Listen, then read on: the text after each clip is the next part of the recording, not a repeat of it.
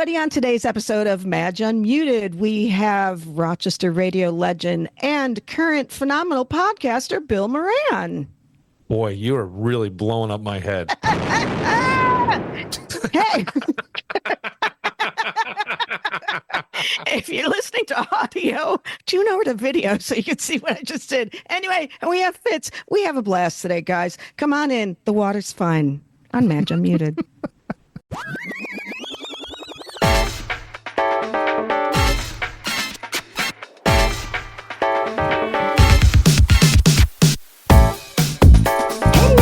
And welcome to another episode of Madge Unmuted. I am your hostess, Madge. Welcome to a new episode of Madge Unmuted. Wait, didn't you already say that? I did, but it's, it never hurts to reiterate things. And that, with me as always, is my lovely and talented producer, Fitz. Good day. How's Dunkirk doing these days? Good, sir. It is hot as balls today. Crazy. Yeah, to November 5th, Election Day. You'll all be seeing this after this hell day is over with. And it's really hot, and I can't wait till I can wear my sweaters and be done with this election. I saw a great meme. It seems like the entire country is waiting for the results of an STD test. Yeah. Yeah, I saw another one that said the whole country is waiting for results of a biopsy, which, is similar. I think STD is probably darker, a little funnier. but okay. Yeah, I know. I was like, that's not really, who would joke about that? What the fuck? But anyway, I'm very excited because today we have a guest. We have a guest. I was going to... Dude's a freaking legend. Let me expound. Rochester broadcasting legend and now up and coming... podcasting legend. We have Bill Moran with us today. Hello. I am so excited to be on Madge Unmuted. I see all your promos. And Thank I love you. Your hair is on fire. Oh, thank you, Bill. So is yours, girl. Look, we got all the Irish Catholics in the house. Hey. This is true. Wait, you're Catholic. You can make sure you're Catholic, okay? Yeah, well, I was. Bill, how the hell are you? I'm well. Host? I'm well. I'm doing my podcast and living life, being a dad. Awesome. And sleeping past 3:00 in the morning these days. Yeah. Which you can do. That's so many years. Yeah. Let's explain that one. So Bill, so first let me tell everyone, Bill Moran has a podcast, Billified, that is available on YouTube everywhere. And every goddamn place you can get a podcast and then some.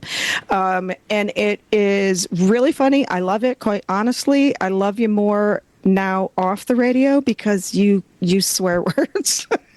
Yeah. And talk about off-color things.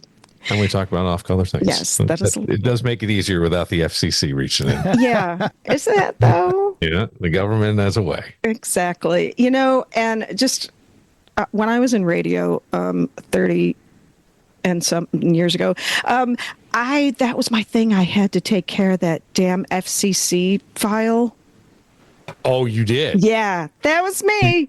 And they sort of sent that away. But what did you have to do? Like the towers and? Well, I had to do. No, I was. Wait, how old are you? If you don't mind me asking. I'm 53. Oh, you're a youngster. Okay, so I was working. I know. Doesn't that sound funny, Fitz? It's like you go, wait a second. What? I'm 59 and proud. So, you're a youngster. So I was with the Lincoln Group and working for Jack Palvino. Mm-hmm. And anyway, Jack the Hands Palvino, is that what they called him? Handsy Palvino. No, that was Lonsberry. Anyway, oh God, I don't know. Are we going to get ourselves in trouble? Nope. I'm not in that. I don't live in that fucking city anymore. I'm not. Anyway, so I was working there, and so Jack had a glass office so that he could oversee the secretarial pool. Is basically he treated us like it was just awful. But anyway, no, I had to do all the outreach stuff. Had to make sure that we were getting in. So you had to do the public service stuff. In order to keep the license. Yes, I had to do public service stuff and all the equal opportunity EOE crap. So, Okay. You know, of which, go people ahead. don't even have to, like, iHeart doesn't even have to do that anymore. The public affairs Really? things. Well, You know what I mean? Like, some of the think you're stations right. here in Rochester still do the public affairs things where Yeah. you have to give Right. that 15-minute show every, week or whatever. reflections, images, visions. Yes. That is true. I don't think they bridges. have to anymore, Fitz. I don't know what No, I know they don't, because I still record those for all the other Yeah. stations, and I reached out to the folks at iHeart, and they're like, yeah, we don't have to do that. We don't want to do that. Never mind. I was going to say, I'm so worried about You gotta saying throw some something. trash? Why? I know. smack. Yes, I was going to throw some trash. Like some of these stations and some of these people at these stations, if people really knew what was going on behind the scenes, and in particular, these people's views against who they should be hiring and what types of people and what their what do you call them, values and all that, if they really knew what they were doing, that license would be so yanked so fast their head would spin. Yeah, because you're licensed in the for the community good, right? So you're supposed to be able to do community good and outreach and all the public service things. So I think, Fitz, that one of the ways they get around it is by having people on shows. So if you come in and do a live show and you get 15 minutes, then you get 15 minutes with, then that covers it. Right. And it doesn't have to be this separate thing on Sunday morning that people tune out anyway. Oh, that's nice. They're giving credit for time served. I think that's what it is. I don't know. I really don't know. I never paid attention to that. Yeah. Well, like I said, that was a billion years ago. And so you're from downstate and you got up here by coming to college. To college, St. John Fisher. Oh yeah, and you're buddies with, like, we have a connection through a guy named Binsack. Oh yeah. You know his Scott, mom, right? Yep. Scott. Yeah. Scott and I were roommates. It's a weird Fisher. thing. My What is parents, this person's name? Scott Binsack. Oh, okay. My parents moved down to the Villages, and their first neighbor at the Villages was this woman, Barbara, who happens to be his mother. It was just a weird coincidence. It was like, That really? is weird. Yep.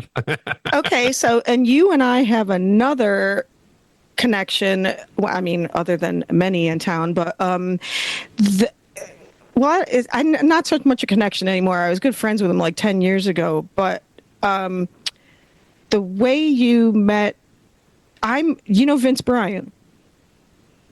No. He's the one who got Jimmy Fallon up here because he was roommates with him at College of St. Rose. In college. Yeah. Yeah. So I knew him a billion years ago, and I met Damien a billion years ago, and but now I'm way out of that. I'm way out of that scene. So You're probably better off. come on now. I'm just saying. There's sometimes you want to run. So they're a fun group, but it can get a little nutty. Yeah, I know. So why the hell did you get on broadcast radio? I got out of broadcast radio because I had a lovely incident with a contract that just became impassable. And at that point, I figured I've done it for 30 years. It didn't matter. My days were so jacked up. Radio's changed tremendously. Yeah. I still think that radio is super viable. And I always said if radio could go back to a smaller model, if you could go back to really serving the community you're in. Yes. I'm not sure about music radio anymore. I never really did that. I think spoken word can work real well in your town where you're talking about stuff. So the point I'm trying to make is when I left, I was on about 80 to 90 stations for iHeart. Right. Yeah, doing like classic rock stuff. So you would be talking about the state fair in, I don't know, Bryan, Texas. That's going to be. Right. You've never been to Bryan, Texas. At least here, if you talk about the 104 bridge, people know what you're talking about, and you can relate. Exactly, and I do think that that's a big deal. Yeah, and I've had this thought too that because I've known a lot of people in local radio. I think that there's a use for local broadcasting, yep. and like our dear friend, my very very close friend Scott Spezzano. He had you on. You used to fill in. Like I would see you, and didn't you write a book? Yeah. Why do you say it like that? I think it's impressive as hell. I know, Why she would you go? downplays it. Yeah. Why? Was that a bad thing to bring up? No, because I'm embarrassed of it now because it was 11 years ago and like my writing, you know how that is? It's like now I know when like rock stars don't want to sing a song they wrote 20 years ago because it like this kind of sucks. Yeah. But anyway, yes, I did. Thank you. I did, and I actually was on Wee's show to pimp it out, and Paulie got me in. I remember Wee's exact words were, "Why do we have her on?" What is this? And you got to sit there and hear that. That always makes it feel good. I'm like, yeah. So it's kind of funny. Like I survived an abusive marriage and raised 3 kids by myself, and I got them all through college. So, but you want to have a lady on that waxes vaginas for a living and thinks she's way more entertaining. Okay, knock yourself out. No. But really. Yes. So anyway, so yeah, I used to fill in once in a while when Sandy was on vacation, and because I have a degree in broadcasting and all that bullshit. You know how much that gets you. That and a quart will get you a cup of coffee. And so I did that, and what the hell am I talking? Oh, so I was telling Scott, and everybody was talking about getting out of it, and all of our friends were getting fired, and I said it's because like a thing like iHeart, there are only 10 radio personalities left in the nation, and they're just being syndicated all over the place. You're absolutely right. I would say, it's unfortunate because I always felt like I liked being on all those stations. It was kind of cool. It was extra money. Sure. It was all that stuff. But sometimes I would think about it, I go, what about the guy who could be on? The guy who could be doing an afternoon drive in that city instead of me taping it the day before. Yeah. So I always felt bad. But my days were, getting up to do stuff with Wham in the morning or Wheeze, and then a talk show in the middle of the day, and then all that stuff. So you were, I was long hours. Yeah. And I just thought that versus this over a squabble with a contract. I go, I'm out. Yeah. But there are lots of rumors as to why I left, and those are always fun. Yeah. The internet's great. Yeah, I know, isn't it? So the thing with the everybody's midget, got an opinion, and they can all express it so well. the thing with the midget and the clown, that's not real, right? That didn't really happen? No, it didn't really happen. Well, not at that station. Well, according to the clown, it did, but whatever. So, see, I want to make jokes, and then I'm like, is he going to sue me? I don't know. I was going to say, so the things about Thailand weren't true. No, Thailand wasn't going to true. Why would I sue you? Please don't be uptight. We know that I am just very litigious. Wait, let me He's just a very roll litigious this. man. I want to do is spend more money on lawyers. Pulled that stick out of my ass. Now no, I didn't mean it like that. I didn't mean you meant it like me. I meant it like the my. Okay, got it. Oh my God. I would never talk about it because you couldn't say anything. I mean, the rumors were mean and horrible and salacious. And my big thing in life with everybody is you got to look for a pattern. If there's a rumor and you heard it a number of times with the same person, then I would tend to believe that there's some truth to it. If there's a rumor and I go, boy, that really doesn't seem like that guy, and I've known that person for a while, and I've never heard anything along those lines, I would tend not to believe it. That's exactly what went through my mind when things did or didn't happen around in this town. And it has happened a lot of times. Yeah. I've heard that from people, and I'm like, that doesn't sound like that person. And I've known them for a while, and so out of character. Where'd it come from? The thing, right? So, and then the other thing is you can spend your time trying to. I think the biggest thing, and it's really easy to say, but it's something that I've always said, is that what other people's opinions of me or you, whomever it is, it doesn't matter. Right. They don't mean anything because the true value is. That's always my thing. And I mean, look, you did a great job, Madge, right? You have 3 kids that you got through college. That is no easy feat, and especially no easy feat to do by yourself. Right. And I see all the pictures, and you go visit the kids, and everybody's got red hair, and they're all. Thanks. No, but I'm saying you see all that stuff. And I think one of the biggest things that you can do for a kid today is build their self-esteem so their value comes from within, not without. So when those arrows come flying at you, you start to go, but that's not me. And I don't care what you think. And I'm going to go do my thing, because the people slinging the arrows are usually, there's two things in life, love and fear. They're coming from fear. They're afraid. Oh, yeah. They're afraid. Preach, brother. Yeah. And so I just, to me, it just makes no sense. I know. But the other thing, I mean, conversely, is when people are, things do happen numerous times and no one believes the one side. So, yes. And that's horrible. Yes, it is. And that seems to be changing. And that's where, well, a little bit, I like to think a little bit in the world, like some of the things we've seen over the past couple of years, it seems to be changing a little bit. A little bit. I still have incidences when I am trying to tell someone about something and they're like, oh, come on, no way, that didn't happen. I'm like, I was there. Right. I'm a woman. This happened, and no way that couldn't happen. Okay, well, we'll believe you instead. And then, and it sucks because then it takes like these, when they always say to these women, we're just speaking of, sexual assault, and, they'll be saying, well, why didn't you come out then? Well, because one, no one's going to believe me like you're doing now. And now there's strength in numbers. So then when, the first person comes out, 100%. Then everybody, and then. Right. Anyway. Right. And a lot of people will say things like, I have friends who are defense attorneys that will often say, can you remember what you had for lunch last Thursday? Now tell me what you did 30 years ago. And having been, and something I've talked about on the radio, being molested as a kid, there are some things that just get seared into your brain. Yep. Yeah. Right. So if you've been mistreated in some way, it's seared into your brain.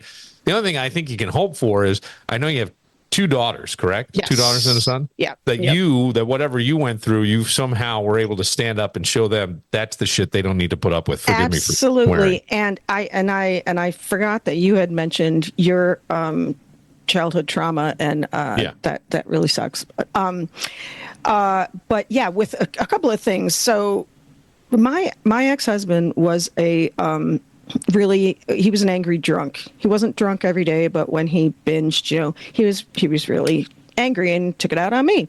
And then he started doing it to the kids as they got older. And, he was kind of terrifying. He was a big hockey player or whatever. And so when the kids saw what was going on, and so I said to them that this isn't how real life, works. But I also didn't make their dad a total demon. I was like, your dad's got a problem. He's a good person. He's still a human being. And then we got divorced, and then he vanished for several years. We didn't know if he was dead or alive. And the kids were just absolutely devastated. And I wasn't working at the time. Well, I had a small part-time job when they were in school.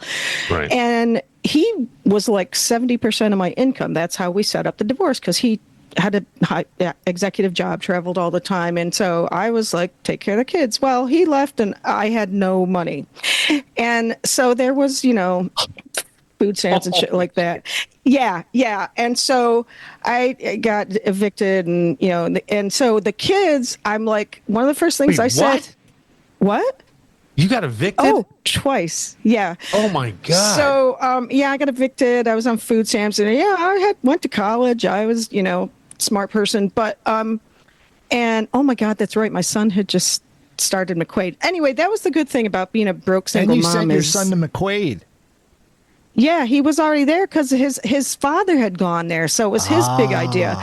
But it was actually the best thing I could have ever done to send my kids to Mercy and McQuaid, because they got, and but they got. Anyway, let me get okay. So when we were going through that, and I lived in Brighton, and we would go shopping at the Pittsford Wegmans, and here's me bringing out my EBT card to pay, and I was mortified. Sure you were. And the kids, I was like, just go.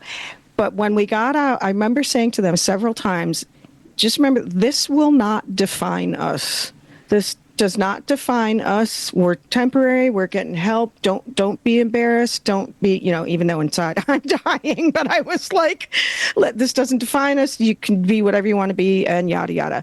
And yeah, and then to the male female thing, I told my girls, this. Don't ever let a man do this to you. Don't ever let a man control you. Don't let him talk like this, to call you names, blah, blah, blah. But also, I told my son, you do not ever treat a woman like this. Sure. You have sisters. You have a mother. We're all tight-knit. You don't want anybody talking like that. Don't do this. And so, anyway. Man, you are one strong woman, huh? Ain't she? Thanks. Yes, because I didn't know that story. Oh, yeah. That's some tough stuff to go through, and there are times where it's humbling. Yeah, a little bit, right? And then your kids have got to be so impressed now as adults watching it. That's got to make you feel great. It doesn't. Now you're going to make me tear up now, and I haven't thought about this shit in years. So, because I didn't mean to do that. No. It's in a good way. Way to go, asshole. No, so they, my son graduated NYU in 2016. Libby graduated from Quinnipiac in 2019, and Abby graduated Syracuse in 21. And God, they all went to real shitty schools, didn't they? I know. God, this is horrible. I know. My God. And they all live in the New York City area, and my middle daughter works for the NHL, so. Oh, does she really? Yeah. In Manhattan. So anyway, yeah, I'm really proud of what they've done. And one of the things they've told me is going to Mercy McQuaid. They said it made college was kind of easy when they got to it because they were equipped in that way. And then the other thing was all the shit that we went through, like sometimes getting just crayons for Christmas.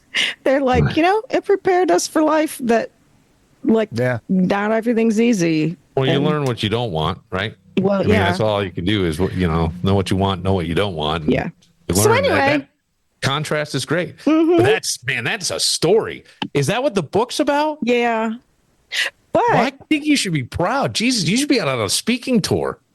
Well, I tried that. And okay. I don't know. It's like I've tried to do 100 different occupations, and nothing quite has. Just because I guess it wasn't the right time, I tried the stand-up comedy, I tried the speaking, I've tried the podcasting for the 18th time. So anyway, I need to go to the school of the Bill Moran School of Podcasting. And well, the Bill Moran School is always was fuck it, I'll do it myself, which I wouldn't say is always the right way to do it either, because nobody does anything alone. Yeah. But that was always my thing, is that screw it, and I always had a problem with authority. So I know, I can see it, I recognize it, but in none a way, of us here have that problem. No, not at all.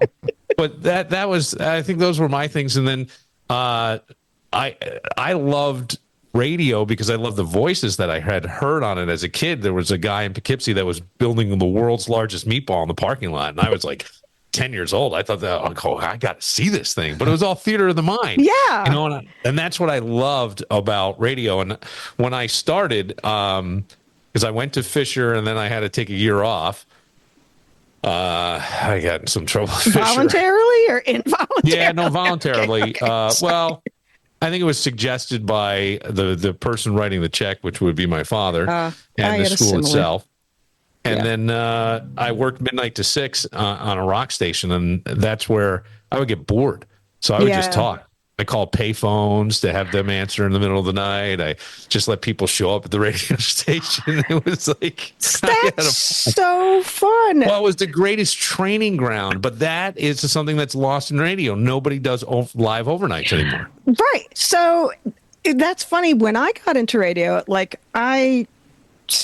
started high school in 1979, and so all in the 70s, I was, it was all that hippie FM radio, like you said, late night, and you had obviously it was like WKRP, you know, and so, but I was really into the music. I was into like I could talk about musical facts and anecdotes, live liner notes, and I wanted to do that. I was really into the music, and then when I got out of college in '87, it all become this corporate thing where everybody, one company was buying up everything, and you were just like popping in carts. Right, Remember those? Right. Yes. And you weren't allowed to say anything or anything. And then see, that's where I always was told that too, and I just went and did it anyway. Well, I mean, if it didn't, I got my hand slapped a few times, but I just would go and find a different way. I would always figure, because I would get bored just playing the music. You get bored, so I would start to just take phone calls or do something, and you kind of find your way. I mean, everybody, like, I don't care who it is, authors, comics, probably even teachers, you emulate somebody until you find your own voice. And then when you find your own voice, you kind of run off and do your own thing. That is so funny that you said that, because I was taking a walk. I live like 2 houses from the beach, and I was taking a walk on the beach today, and I was this fancy place. Thinking, what? I said, where is this fancy place? I thought he said Dunkirk. It is Dunkirk. It's on the beautiful shores of Lake Erie. He had no idea. Well, that actually sounds very nice. I always thought Dunkirk was like, Dunkirk. I know. Shh, don't tell anybody. Yeah, it sounds like no, it really is. Yeah. I have a house with deeded lake access, private beach. Wow. So anyway, so I'm walking along, and I was thinking about, this is like such a long tangent, but I'll try and make it short. You were talking about on your podcast yesterday, Quincy Jones. Yeah. And I had just, read up a lot on him. And the one thing I wanted to how you're listening to, I'm listening to your podcast, and I'm like in the conversation in my mind, I'm like, so I guess that's the purpose of what you want to do, and you're doing a good job. So I was going to say, another one that Quincy Jones produced was New Order. I forgot. That's right. Yeah, he did like an extended thing of Blue Monday. So anyway, and he sought them out because he's like, this is some really great music. So anyway, as I'm walking along, I'm thinking, but you know what? Everything is just, because I thought, that's not original stuff. He redid somebody else's stuff. But I'm thinking, isn't that kind of what humankind is now? There's been billions and billions and trillions of people since the beginning of time that have had trillions and billions, zillions of thoughts. Is there original thought left? All you're doing is building on some other thought. And so there can't, You're absolutely right. It's true. I have some very weird friends that have these philosophical discussions about that, and everything is an evolution, right? So everything is built on the idea of something else. Exactly. Right. Okay. And so everything you need is sort of here, but it's here in the thought, and yeah. Right. Like I was reading, I had to take a college course a while back, and it was it's like American pop music or something. And it was really interesting because there wasn't any sort of copyright or anything until like sheet music came along, even well after that. And so they were bringing up all these examples of, there had just been like the same song melody over and over that's changed words and the same chord progression and the same. It was just like basically all people did was take, freaking Twinkle Twinkle Little Star and exactly, put new words to it, and that was perfectly fine. So it's strange because even now I never understood. There's a band, I think they're called Sweet, I think, or Spirit, and they did a song Spirit with Zeppelin. You got it. It's the exact same thing, is it not? It sounds identical, but I think in a court of law they can't play it. They have to look at sheet music, right, and determine from the sheet music. And I'm thinking, what judge went to school for music that can say, this is absolutely identical, or it's an octave lower? I wouldn't know. I would have no idea. Right, like the infamous, Vanilla Ice with it's ding ding ding ding ding ding ding ding ding. I'm like, okay, bud. Shut you. That's pretty funny. And thinking one of my all-time favorite bands is Beastie Boys, and everything of theirs in the beginning was sampled, but that was back in the day when there you could sample. Well, it was almost cool to sample. Right, but there was no regulation on it yet. No. Nobody had said, hey, that's mine, you got to pay me. And so it was just, but their stuff was like really cool, like combing through all the record stores in the village and like getting out old jazz records or bossa nova, whatever. Anyway. Yeah, well, so it exposed people to music they weren't, like kids to music that they weren't familiar with. Right? All based off of stuff that they would never know. Sometimes you can make a nice connection with it, because my kid is like into real underground rap. Which one? The one at the home? youngest one. Oh, okay. Yeah, the one with me. And rappers I've never even heard of. Right? And I'll say something to some other kid. They go, "Oh, that's an underground rapper," and I'll be like, "I have no idea." But sometimes you'll find some kind of sample that they're using or something. You go, "Oh, well, that's where this came from," and you can kind of have a conversation, a little father-son bonding. Yeah, good for you. Yes, I'm trying. Kumbaya. There's a really interesting guy on TikTok that like deconstructs all these very famous recordings, and he'll isolate each track and tell you, and this stuff is like, this is the bass line from New Order's Blue Monday, sped up and backwards, and I'm like, geez, who knew? Who knew? How'd you figure that shit out? But anyway, so where are your other two offspring? One is working on their masters at the University of St. Louis. He's a thrower for hammer and shot put and track. How cool! Yeah, it is pretty cool. He has to have surgery Thursday because he tore his labrum. He's a big, strong, muscle-bound guy, but he has to have reconstructive surgery on his shoulder on Thursday because something happened in the weight room. And then the oldest guy is living in New York City. How awesome. Yeah, he wanted to go do that. And the thing with him was like he was diagnosed Asperger's like at 6, which is even then is a little late. And but had the dream, wanted to do it. And my whole thing to them is you can do whatever you want to do. Yeah. Like, whatever you want to do, you can have or be or do anything you want. And anytime they start to get discouraged, I'll always go, but look at where you are. Well, look at all this stuff you've done. Keep going. Oh, Bill. Keep going. Can I? Yeah, you didn't know this side of me, did you? Can I move in with you? No. That could be a little weird, but okay. Yeah, sorry, never mind. I mean, will you be my mentor? He should move in with you. You're the one with the beach house. That, you know what, Fitz? Now you're talking. Now you're talking. What about you? What do you do with besides the podcast? Still writing? Still? I need to write. I keep telling myself I'm going to do it. I have John has he has a bar up in Fairhaven, and I do all the marketing and all that, social media. So yeah, we have this weird, we live hours and hours apart, not that far, but, and we live our own separate lives, but we work on this business together. So that's what I do. I do all the business stuff for that. That sounds like there's many people who would go, that is the ideal relationship right there. That is perfect. No offense. It is no offense to him. I don't want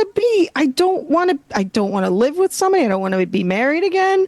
I don't want you telling me where I need to put the lettuce in the fridge. I don't want you asking me where I am. I don't want you telling me I'm getting too drunk. I just leave me the fuck alone.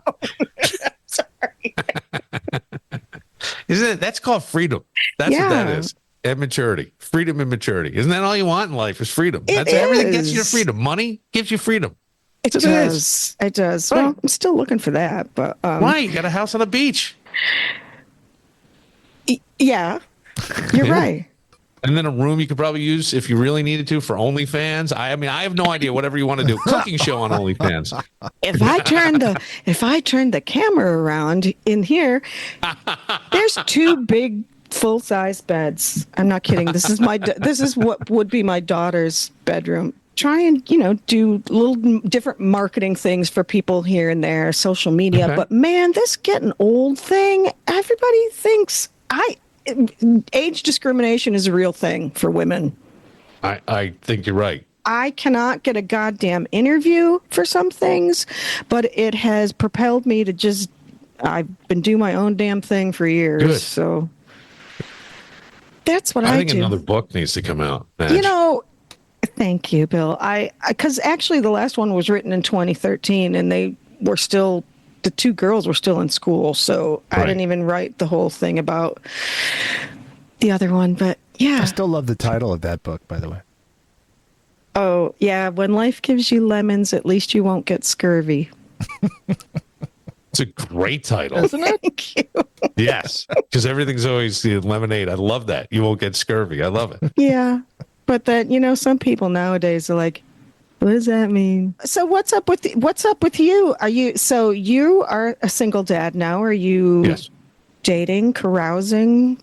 Am I carousing? No, I try to keep myself, I know myself too well, so I don't carouse. And sometimes I'll even go occasionally and substitute teach. I saw that in your episode yesterday in your little sweater and button down. I mentioned it. I just said, because I was like, I'm not sure, but it was one of these things where you have some time during the day, and I just thought it would be somewhat interesting. And the fact that my 14-year-old's eating me out of house and home. His kid is 6'1" and 180 pounds. Holy crap. Yeah. He's 14, yeah. Oh my God.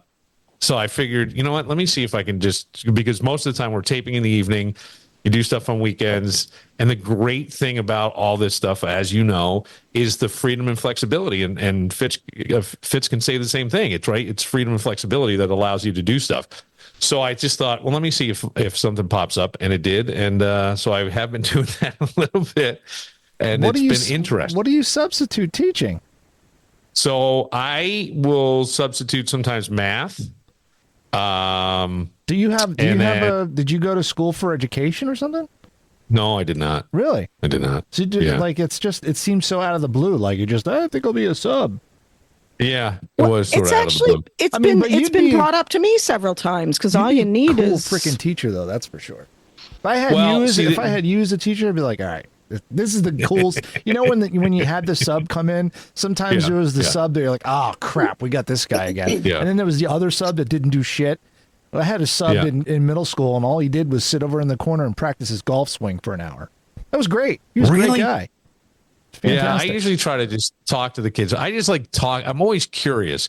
And I figured if you had a chance, because I always go, well, what's next? What's the next thing? Right. So I'm working on some other projects with stuff. And you brought something up earlier, Madge, where you said if people knew really what went on behind the scenes of radio.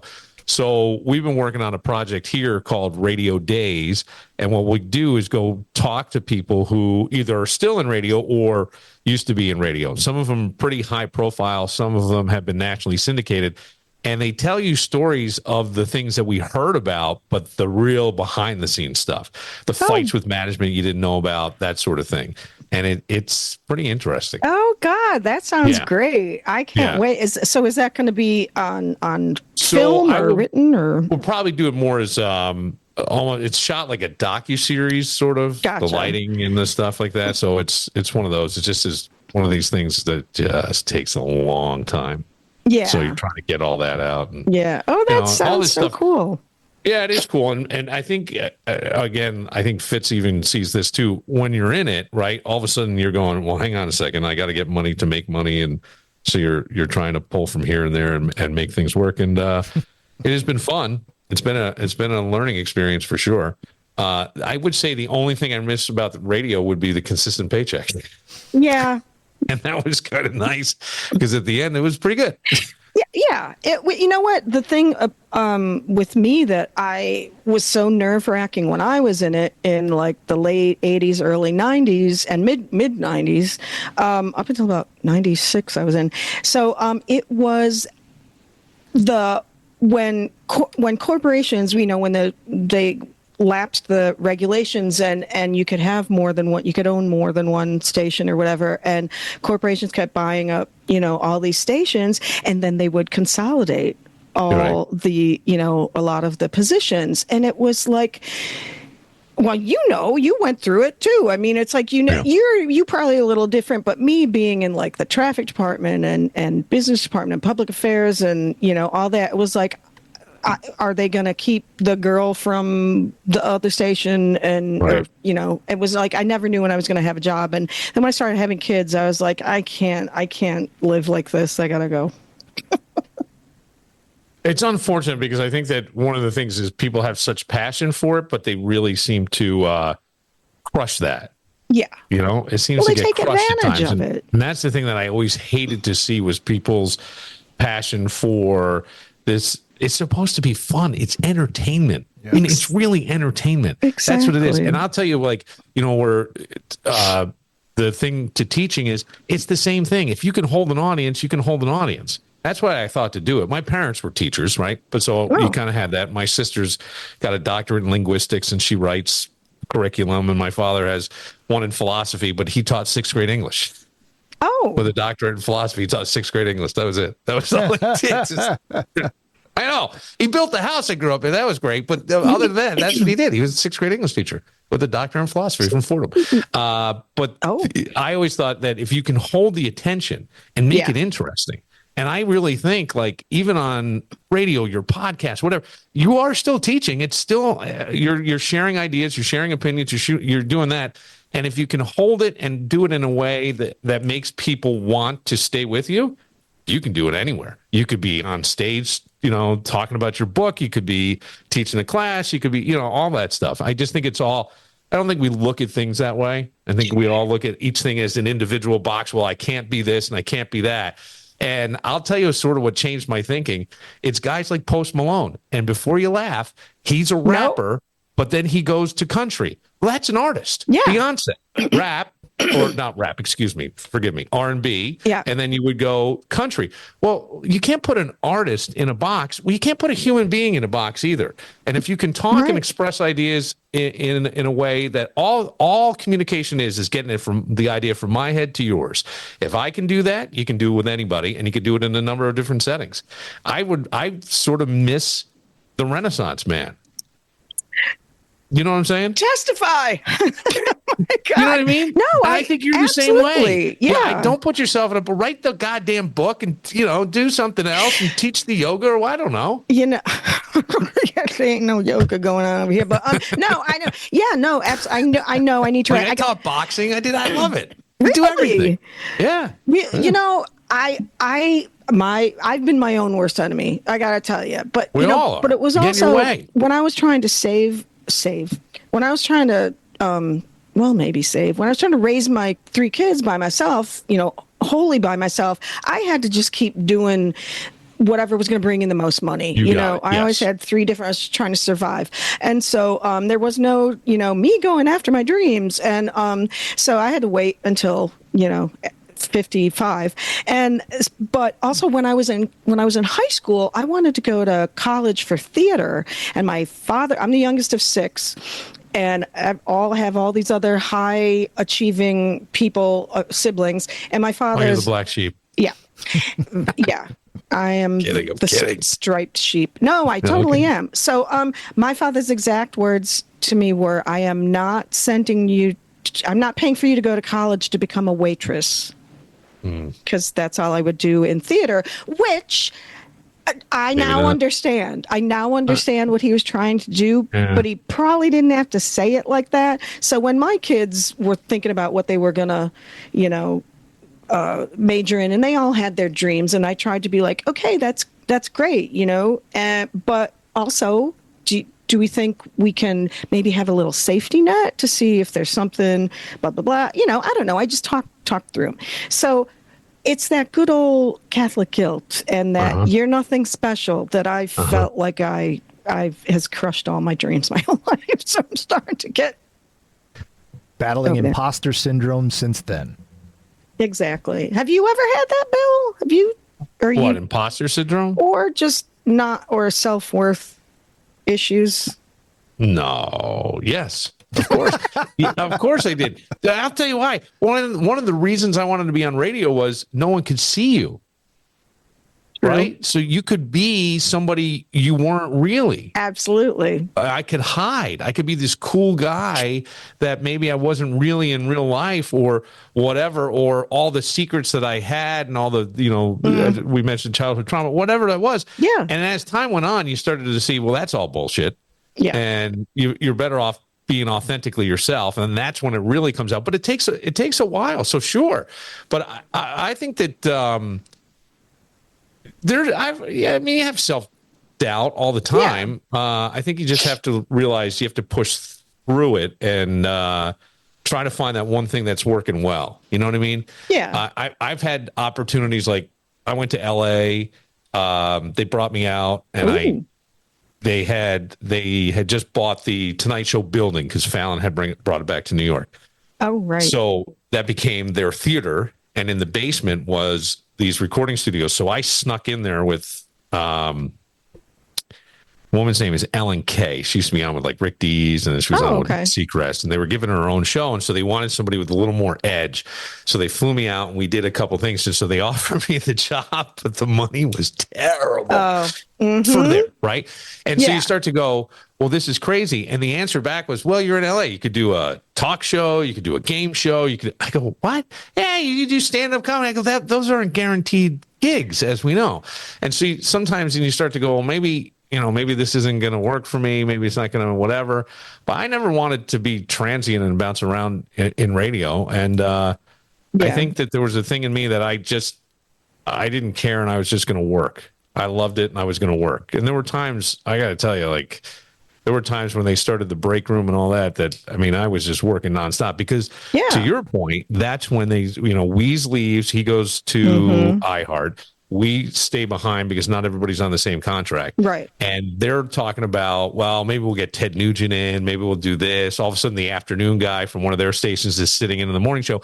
So you had to ride this storm out and prove that you could do it. And man, that was tough. I was working all the time, just writing, constantly just writing. Yeah. Writing? What were you like writing bits, like, because I'll always go into, if you're going to discuss something, how can I do it that it's going to be interesting no matter what it is? So I would just sit with like pad and paper and go as many ideas as I could. And once you get down to one that you think that nobody's really going to have that angle, then kind of build off that. Oh, Jesus. I just talk off the top of my head. Maybe I should try that, writing shit down. I don't know. I always liked the writing stuff. I really did. I always liked writing screenplays, that sort of thing. I never pushed it, but I always would like to do something like that. I thought about that, and then you need to do it. You got a guy sitting with you who could probably steer you in the right direction. You just ducked. Come on, Fitz. Well, I hate to say it, but this conversation's actually getting me motivated. I did not expect that coming in today. Me either. We've been trying to put something together here for a while since we did our little feature. So, yeah, I know what you mean, Madge. Yeah, let's go, Bill Moran, motivational speaker. Well, right? Sometimes it's one of these things that you just have to just jump. Yeah, you got to just say. I don't know about you. Like, I do a lot of very weird things. I'm a very weird person. I'm a very weird person. When you say weird, well, okay. But like what I'm talking about is like I do cold showers in the morning to wake up. I do meditation stuff. I do all that. That's not weird. I always think sometimes if meditation, like I love drag racing. Not to watch it, to actually do it. Because when you're going 120 miles an hour, you can't think of anything else other than what's happening right in that moment right there. I thought you were talking about something else. No. That's usually Thursday nights down at I'm like, in heels or in sneakers? I love RuPaul. Yes, that stuff is so much fun to me, and I always figure anytime I'm scared to do something, I always go, fuck it. Try it. What's the worst that's going to happen? No, and that's so funny because Jesus Christ, you have survived the worst. I just heard a story. I mean, that's some tough shit. Well, that's what I was going to say. I need, I've tried so hard to like forget that stuff. And then I need to like remind myself that I did that. Cause that was my whole MO back then is like, fuck it. What else option do my kids have? I just have to do this. I have to survive. I have to go out. I have to ask somebody if I can clean their toilet for $20. Did you have family around and stuff? No. Yeah. See, that's the thing is like, I was getting that impression. That makes it even harder. Yeah. Yeah, and I didn't have his family, my family, and then his family ended up being. That's a whole nother story for another they sound time. Like they were lovely people. I don't know. Yeah, Sure, they were real stand-up. And and they ended up Slogger being. And I had to get them out because they were bad. So anyway, so don't look back at that and go through all the shit. Just go, man, what an amazing job you did. You're right. Well, I'll tell you what, as an outsider, not knowing that, seeing all the stuff, and we only see what people put forward. But those kids, you go visit. I see you and your son with his red hair and his red beard and all that. He's very happy. Kids are awesome. Guy. She had them all here on her show a couple of years ago. They were all here at the studio. And it was just a blast having all of them at the table. They're just it was fucking fantastic. hilarious. Just good people. So you should be like prouder than anything. Thank you. If you did that, you could do anything. Well, you know what I have to say. This is how I got down here. Like I used someone else's money to buy this thing this house as a Airbnb, like it was an investment. And then I'd been living in Rochester for so long and I was just like so tired of it. I was like, I hate this place. I have nothing here. I don't like anybody anymore. I don't have any friends. And so the housing market, and I bought my house 9 years ago and I was like, you know what? Fuck it. I'm going to move down. I'll sell the house. I made 3 times what I paid for it. And awesome. I already had this house and this is where I grew up. I don't have any friends. I don't have any family here. I have lots of friends. It's a really goofy place. And I just took a leap. And so, and then when I got back into this again, I'm taking a leap. So I'm jumping into puddles. Yeah. Well, all right. Can I ask a question about the podcast? Because you left these teases and I never did get the follow up. And I know I should go back and listen, but I didn't. Okay. But your Hallmark story. Your Hallmark one. Because I that to me was perfect. I pictured it in my head because I've always said I want to write a Hallmark movie. I so badly want to do it. It just looks like, doesn't it look like fun and easy to do? It is. And that's why I kept. It's an ongoing story. It's about me moving back to this town. I mean, it's a small city. I mean, it's not like, like Fairhaven where there's 700 people. I mean, there's still 15,000 people here, but it's very, stuck in time. And, I came back here after years and years and I'm used to big cities. I lived in Denver, Rochester, and so I kept talking about how I moved back here and minus the, I haven't done the like fall in love with my high school boyfriend. I don't know. No, I know, but it's just like the mindset of when I'm trying to do things like, okay, I want to go to this restaurant, and I cannot find for the life of me anything about when this place is open, what the hours are, what days they're open, what they're serving. There's no phone number. They don't answer the phone. Nobody, you know what I mean? It's like, do I have to send up like fucking smoke signals to find out? You know what I mean? It's just that kind of Hallmark movie. So I'm still working through all that. That sounds like a book. Yeah. Like, also, though, I don't want to offend anybody around here either. So change the names to protect the innocent. It's just the idea. It's the theme. Bill, the one thing around here this place is like about 80% Polish, and there's all these private clubs here. It's like the Monashusko Club, the Kosciuszko Club, the Dom Polski, the First Ward Falcons, Fourth Ward Falcons, and they're all these little private clubs, and they're mostly men only. But you can go in if you. But it's like two it's like I can get a Tullamore Dew on the rocks for $2.75. Isn't that great? Yeah, because it's like the old Elks Club.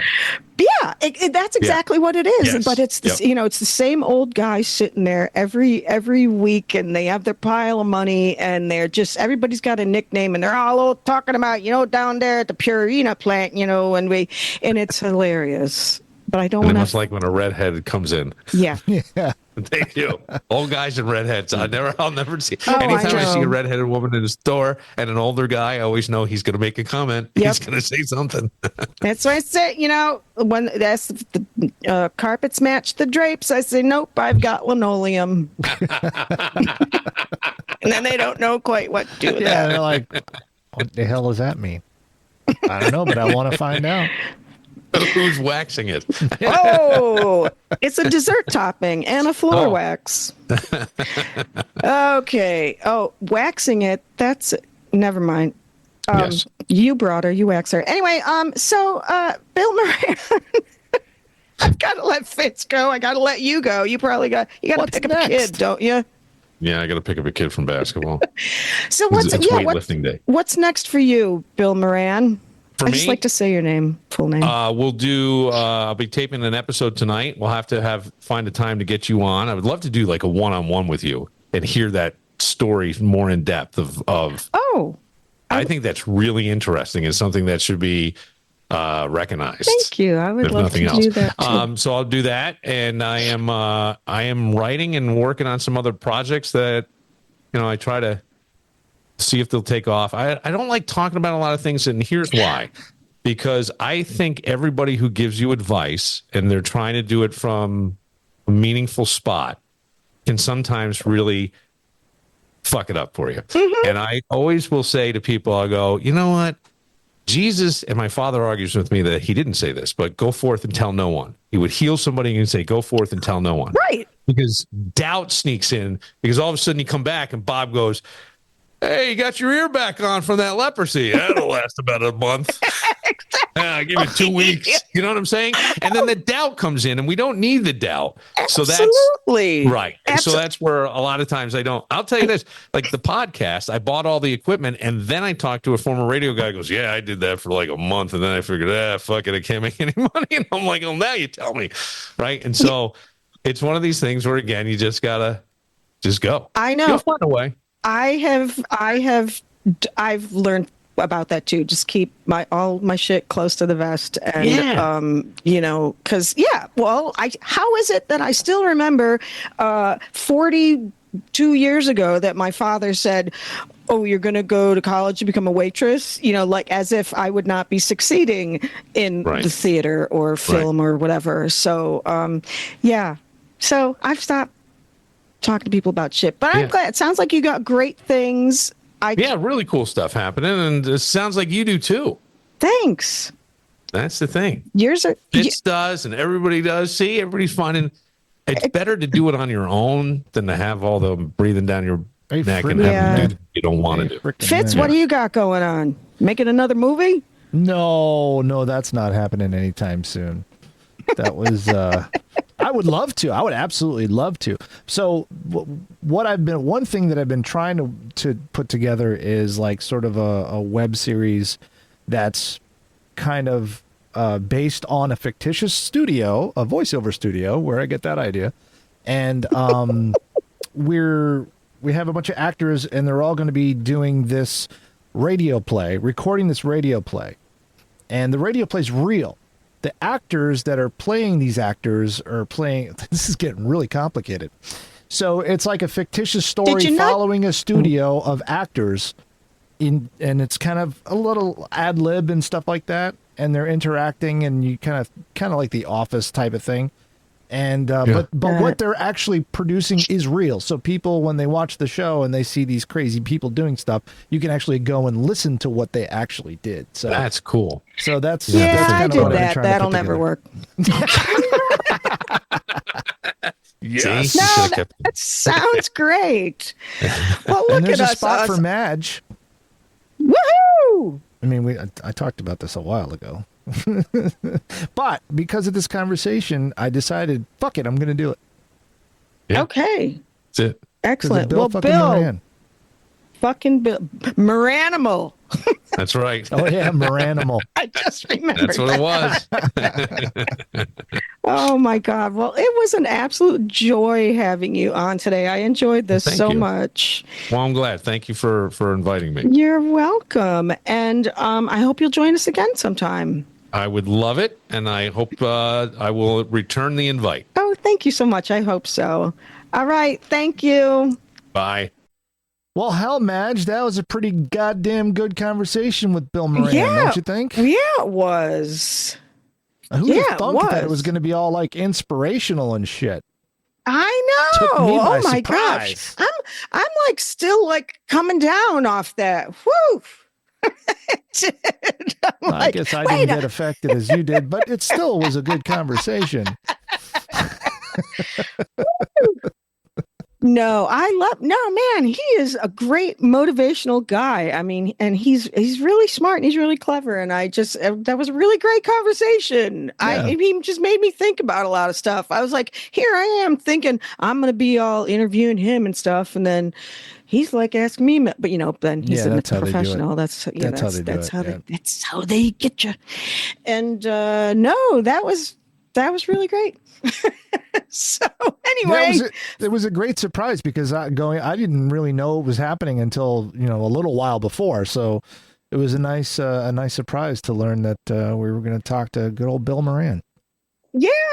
I mean, yeah. We were in talks, and then we had some scheduling things, and then it's like, is this really going to happen? And then it did, and my gosh, it was like serendipity, day. Anyway, well, I guess that's going to do it for us today, right? That's it. Another one in the books. It is. Another one bites the dust. As Freddie Mercury said, no, that's not nice. That was another one in the books. Fitz, thank you so much for joining me, as usual. Hey, everybody. You're welcome. Thank you for having me. I mean, we kind of have to have each other, or else there wouldn't be this podcast. So. The conversation would be half as good. Yeah, and it wouldn't. I wouldn't have anything recorded either. How do people find your show, Madge? Well, one would want to subscribe. That's why I say, hey, everybody here, subscribe while you're here. YouTube, just click that button below, and if you're listening, please subscribe, because then you'll find out whenever the next episode comes out, and you'll help me out immensely. Anyway, subscribe to Madge Unmuted while you're here, and we will see you next time on Madge Unmuted. Ciao. Bye. Ciao.